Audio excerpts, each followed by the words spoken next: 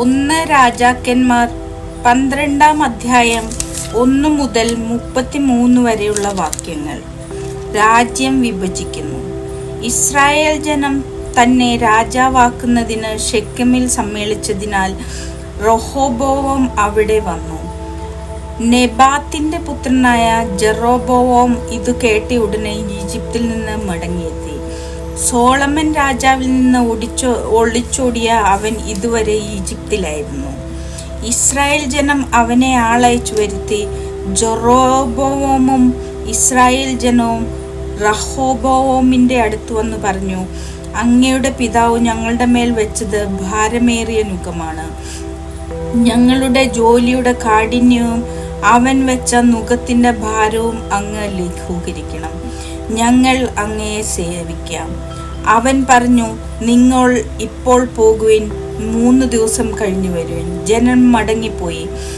Rehoboam തൻ്റെ പിതാവായ Solomon രാജാവിൻ്റെ വൃദ്ധരായ ഉപദേശകന്മാരോട് ആലോചിച്ചു, ജനത്തിന് എന്ത് ഉത്തരം നൽകണമെന്നാണ് നിങ്ങളുടെ അഭിപ്രായം? അവർ പറഞ്ഞു, അങ്ങ് അവർക്ക് വഴങ്ങി അവരെ സേവിക്കുകയും അവർക്ക് ദയാപൂർവം മറുപടി നൽകുകയും ചെയ്താൽ അവർ എന്നും അങ്ങയുടെ ദാസന്മാരായിരിക്കും. മുതിർന്നവരുടെ ഉപദേശം നിരസിച്ച് അവൻ തന്നോടൊത്ത് വളർന്ന പാർശ്വവർത്തികളായ യുവാക്കന്മാരോട് ആലോചിച്ചു. അവൻ അവരോട് ചോദിച്ചു, അങ്ങയുടെ പിതാവ് ഞങ്ങളുടെ മേൽ വെച്ച നുകം ലഘൂകരിക്കുക എന്ന് പറയുന്ന ഈ ജനത്തിന് എന്ത് മറുപടി നൽകണമെന്നാണ് നിങ്ങളുടെ അഭിപ്രായം?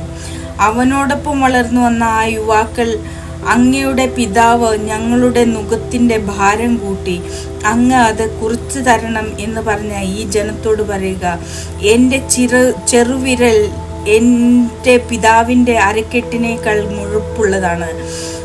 അവൻ ഭാരമുള്ള നുകം നിങ്ങളുടെ മേൽ വെച്ചു, ഞാൻ അതിൻ്റെ ഭാരം കൂട്ടും. അവൻ നിങ്ങളെ ചാട്ടകൊണ്ട് അടിച്ചു, ഞാൻ മുൾച്ചാട്ട അടിക്കും. രാജാവിൻ്റെ നിർദ്ദേശമനുസരിച്ച് ജെറോബോവാമും ജനവും 3-ാം ദിവസം റഹോബോവാമിൻ്റെ അടുക്കൽ വന്നു. മുതിർന്നവർ നൽകിയ ഉപദേശം അവഗണിച്ച് രാജാവ് ജനത്തോട് പരുഷമായി സംസാരിച്ചു. യുവാക്കളുടെ ഉപദേശമനുസരിച്ച് അവൻ പറഞ്ഞു, എൻ്റെ പിതാവ് നിങ്ങളുടെ മേൽ ഭാരമുള്ള നുകം വെച്ചു, ഞാൻ അതിൻ്റെ ഭാരം കൂട്ടും. എൻ്റെ പിതാവ് നിങ്ങളെ ചാട്ടുകൊണ്ട് അടിച്ചു, ഞാൻ മുൾച്ചാട്ട അടിക്കും. രാജാവ് ജനത്തിൻ്റെ അപേക്ഷ കേട്ടില്ല.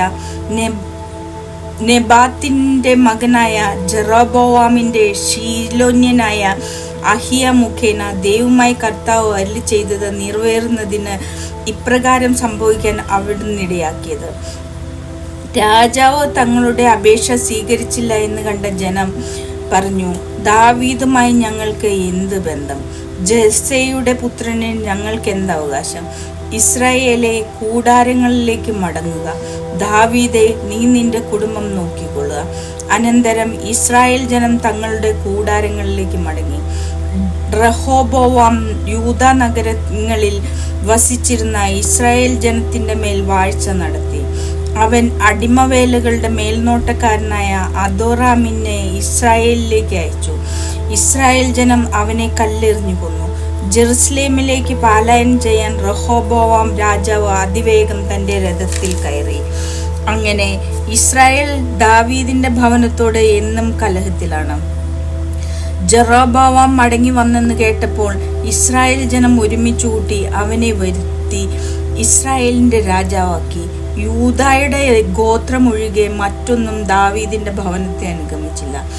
സോളമന്റെ പുത്രൻ റഹോബോവാം ജെറുസലേമിൽ നിന്ന് ഇസ്രായേലിനോട് യുദ്ധം ചെയ്ത് രാജ്യം വീണ്ടെടുക്കാൻ യൂദായുടെയും ബെഞ്ചമിന്റെയും ഗോത്രങ്ങളിൽ നിന്ന് യുദ്ധവീരന്മാരായ 1,80,000 പേരെ ശേഖരിച്ചു. എന്നാൽ പ്രവാചകനായ ഷെമായായോട് ദൈവം അരുളി ചെയ്തു, യൂദായിലെ രാജാവും സോളമന്റെ മകനുമായ റഹോബോവാമിനോടും യൂദായുടെയും ബെഞ്ചമിന്റെയും ഭവനങ്ങളോടും മറ്റു ജനങ്ങളോടും പറയുക, കർത്താവ് അരുളി ചെയ്യുന്നു, നിങ്ങൾ മുൻപോട്ട് പോകരുത്. നിങ്ങളുടെ സഹോദരരായ ഇസ്രായേൽ ജനത്തോട് യുദ്ധം ചെയ്യരുത്. വീടുകളിലേക്ക് മടങ്ങുവിൻ. ഞാനാണ് ഇത് പറയുന്നത്. കർത്താവിന്റെ വാക്ക് കേട്ട് അവർ മടങ്ങിപ്പോയി. ജെറോബോവാം കർത്താവിൽ നിന്ന് അകലുന്നു. ജെറോബോവാം എഫ്രൈം മലനാട്ടിൽ ഷെക്കേം ബലിഷ്ഠമാക്കി അവിടെ വസിച്ചു. പിന്നീട് അവിടെ നിന്ന് പോയി പെനുവേലും ബലിഷ്ഠമാക്കി. അവൻ ആത്മഗതം ചെയ്തു ദാവീദിന്റെ ഭവനത്തിലേക്ക് രാജ്യം തിരികെ പോകും. ഈ ജനം ജെറുസലേമിൽ കർത്താവിന്റെ ഭവനത്തിൽ ബലിയർപ്പിക്കാൻ പോയാൽ യൂദ രാജാവായ റഹോബോവാമിന്റെ നേർക്ക് അവരുടെ മനസ്സ് തിരിയുകയും അവർ എന്നെ വധിച്ചതിന് ശേഷം അവനെ അനുഗമിക്കുകയും ചെയ്യും. അതിനാൽ രാജാവ് ഒരു ഉപായം കണ്ടുപിടിച്ചു. സ്വർണം കൊണ്ട് 2 കാളക്കുട്ടികളെ നിർമ്മിച്ച് അവൻ ജനത്തോട് പറഞ്ഞു, നിങ്ങൾ ജെറുസലേമിലേക്ക് പോകണ്ട. ഇസ്രായേൽ ജനമേ, ഇതാ ഈജിപ്തിൽ നിന്ന് നിങ്ങളെ മോചിപ്പിച്ച ദേവന്മാർ. അവൻ അവയിലൊന്നിനെ ബഥേലിലും ഒന്നിനെ ദാനിലും പ്രതിഷ്ഠിച്ചു. ഇത് പാപമായി തീർന്നു. ബഥേലിലെയും ദാനിലെയും പ്രതിഷ്ഠകളുടെ അടുത്തേക്ക് ജനം പോയിക്കൊണ്ടിരുന്നു. അവൻ പൂജാഗിരികൾ ഉണ്ടാക്കി ലേവി ഗോത്രത്തിൽപ്പെടാത്തവരെ പുരോഹിതന്മാരാക്കി. യൂദായിൽ ആഘോഷിച്ചിരുന്ന തിരുനാളിന് തുല്യമായി ജെറോബോവാം 8-ാം മാസം 15-ാം ദിവസം ഒരു ഉത്സവം നടത്തി. ബലിപീഠത്തിൽ അവൻ ബലികൾ അർപ്പിച്ചു. താൻ നിർമ്മിച്ച കാളക്കുട്ടികൾക്ക് ബഥേലിൽ അവൻ ഇപ്രകാരം ബലിയർപ്പിച്ചു. പൂജാഗിരികളിൽ നിയമിച്ചിരുന്ന പുരോഹിതന്മാരെ ബഥേലിൽ നിയമിച്ചു. അവൻ 8-ാം മാസം 15-ാം ദിവസം സ്വാഭിഷ്ടപ്രകാരം നിശ്ചയിച്ച ദിവസം ജനത്തിന് ഒരു ഉത്സവം ഏർപ്പെടുത്തുകയും ബഥേലിൽ താൻ പണിയിച്ച ബലിപീഠത്തിൽ ധൂപാർച്ചന നടത്തുന്നതിന് ചെല്ലുകയും ചെയ്തു.